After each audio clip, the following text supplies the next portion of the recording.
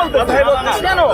বিমতের ভিন্ন মতের মানুষের সাথে কথা বলবেন উনি মানে উনি কি শুধু এনসিপি ভাই বলেন না না ভাই বলেন ভিন্ন মতের মানুষের সাথে তো কথা বলেন ভাই বলেন উনি এনসিপি করবে তো আমরা কথা বলবো না ভাই বলেন ধানের শীষ ইনশাআল্লাহ এলাকার স্থানীয় লোক আমার যদি অপরাধ হয় আপনি আমাকে বলবেন রাইট উনি এলাকার লোক এলাকার এখন আপনাকে আমি এমপি বানাইলাম ভোট দিলাম আপনার আমি পাবো কোথায় আপনার বাসাটা কই আমি তো এখন পর্যন্ত আমি এবার বলি আপনাকে আমি এই ঢাকাতে এই ঢাকা ভার্সিটিতে এরিয়াতে 8 বছর ছিলাম জি জি জি জি এই পুরা রোডে মানুষ ছিল না এই 5 তারিখের আগে সবাই আন্দোলন করতে এসেছিল না হ্যাঁ সবাই আসলে পুলিশ গুলি করেছিল না ছাত্র দলের অনেক ভাই গুলি খেয়েছিল না বিএনপির অনেক ভাই গুলি খেয়েছিল না আমরা যখন মাঠে ছিলাম সবাই আমরা ঐক্যবদ্ধ ছিলাম 5 তারিখের আগের দিন পর্যন্ত কিন্তু 5 তারিখ সকালের আগে থেকে আপনারা একটা এজেন্ডা বাস্তবায়ন করছেন যে বিএনপি কে আপনারা নিধন করবেন আপনারা বিএনপি কে বাদ দিয়ে দিবেন আমরা চাইছিলাম ভাই আপনি একটু কথা শুনি আমি পিয়ন আমরা ভাই আপনারা যেভাবে আমাদেরকে অকথ্য ভাষা ফেসবুকে ভেরিফাইড দিয়ে গালাগালি করতেন ভাইও আমাকে রাজনীতি করার ইচ্ছা মনে নষ্ট হয়ে গেছে এবার আর যেইভাবে আমার জিয়াউর রহমানকে আপনি কোন সৈরাতের এটা হয় এবার আমি বলি জিয়াউর রহমান বাংলাদেশের আইডল বাংলাদেশের আইকন এবার আমি আপনি শুনবেন নাকি বলতে থাকবেন না বলেন আজকে এই মসজিদে নামাজ পড়েছি বলেছি সবাই যাতে ম্যাডাম খালেদা জিয়ার জন্য দোয়া করে উনি গণতান্ত্রিক জন্য এখানে জীবন দিয়েছেন উনি বলেছেন কি ওদের হাতে গোলামীর জিঞ্জির আমাদের হাতে স্বাধীনতার পতাকা বলেছিলেন জি জিয়াউর রহমান তো শহীদ হয়েছিলেন জি আমি জিয়াউর রহমানের জন্য দোয়া চেয়েছি 5 তারিখের আগে আমরা শেখ হাসিনার বিরুদ্ধে কেন লড়াই করেছিলাম ফ্যামিলি বিজনেস করে চাঁদাবাজি করে নাই কার্যক্রম করে নাই আচ্ছা 5 তারিখের পরে গত 1 বছরে আমরা কি বাংলাদেশের সমাজটা যেভাবে চেয়েছিলাম পেয়েছিলাম এটা পারি না কেন পারি না জানেন আপনাদের কারণে পারি নাই কেন জানেন আমাদের সিস্টেমটা চেঞ্জ করতে হবে সিস্টেমটা গলদ রয়ে গিয়েছে শুধু মানুষ পরিবর্তন হয়েছে আমরা আশা করব তারেক রহমান বাংলাদেশে এসেছে উনি সবকিছু ঠিক করতেছে সবার মধ্যে একটা আশা ভরসা দিয়েছে উনি বলেছে একটা প্ল্যান আছে আমরাও চাই সুন্দর একটা সমাজ বিনির্মাণ করতে আমরাও ইলেকশনে অংশগ্রহণ করব এই ঢাকা শহীদ ওসমান হাদি কোন দলের ছিল নো শহীদ ওসমান হাদি আপনাদের দলের ছিল না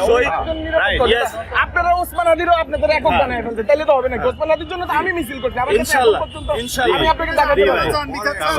অবশ্যই কেন নট অনলি ওসমান হাদি ওসমান হাদি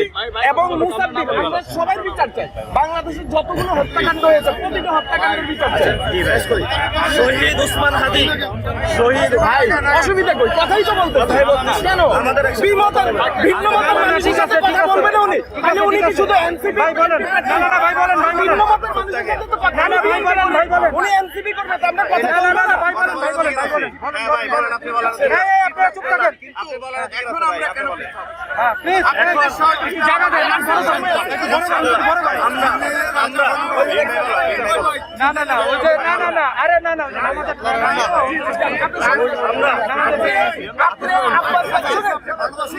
আপনি আব্বাস ভাইয়ের জন্য দোয়া করেন আমি পাকিস্তান কর্মী হিসাবে আপনাদের জন্য দোয়া করি শুনেন আগে বলে দিন কারণ আল্লাহ সুবহানাহু ওয়া তাআলা করে দিয়েছেন ভোটের অধিকার ভোট আল্লাহ দিয়েছে ওই ভোট কই যাবে সেটা আমার আল্লাহ জানে ঠিক আছে ইনশাআল্লাহ আব্বাস ভাই দোয়া করবেন আব্বাস ভাই বেহুদা মন্তব্য করে একজন মুসলমান আরেকজন মুসলমানের ইজ্জতের উপরে হামলা করতে পারে না আমরা ঢাকা আটটা কেমন করতে চাই কথাগুলো শুনেন তাহলে এখন আর আপনি বলিয়েন না অনেক বলছেন আমরা ঢাকা আটে কোনো চাই না যে সাম্য হত্যাকাণ্ড হয়েছে না ছাত্র দলে জি হয়েছে আপনারা কি ভূমিকা আমি শেষ করি না কথা ভাই আপনি যদি কথা বলেন বলেন তাহলে আমরা সাম্য হত্যাকাণ্ডের বিচার চাচ্ছি শহীদ ওসমান হাদি ভাইয়ের হত্যাকাণ্ডের বিচার চাচ্ছি ঢাকাতে যাতে রাতের বেলা 1টা-2টার দিকেও কেউ বের হইলে যাতে হুট করে মারা না যায় আমরা ঢাকা কেমন বানাইতে চাই ঢাকা আটে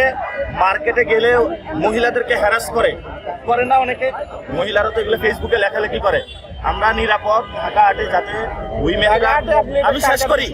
আমি শেষ করি আমি আপনাকে প্রমাণ দিব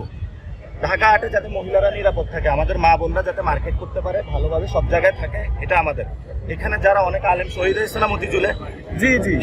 আমরা ওইখানে তাদের জন্য দোয়া করি যাতে এই ধরনের কোনো আলেমদের উপর হত্যা না চলে এটার জন্য আমরা দোয়া করি আমরা যে কথাগুলো বলতেছি শুনেন তারপরে বুঝবেন আমরা ইনসাফের কথা বলতেছি আমরা ভারতের আধিপত্যের বিরুদ্ধে দাঁড়াইতে চাচ্ছি আমরা নতুন বাংলাদেশ গঠন করতে চাচ্ছি এই বাংলাদেশে ঢাকা আটে আইডিয়াল স্কুল বিকারুন্নতা স্কুলের অভিভাবক যারা তারা আমাদেরকে বলেছে কি শুনেন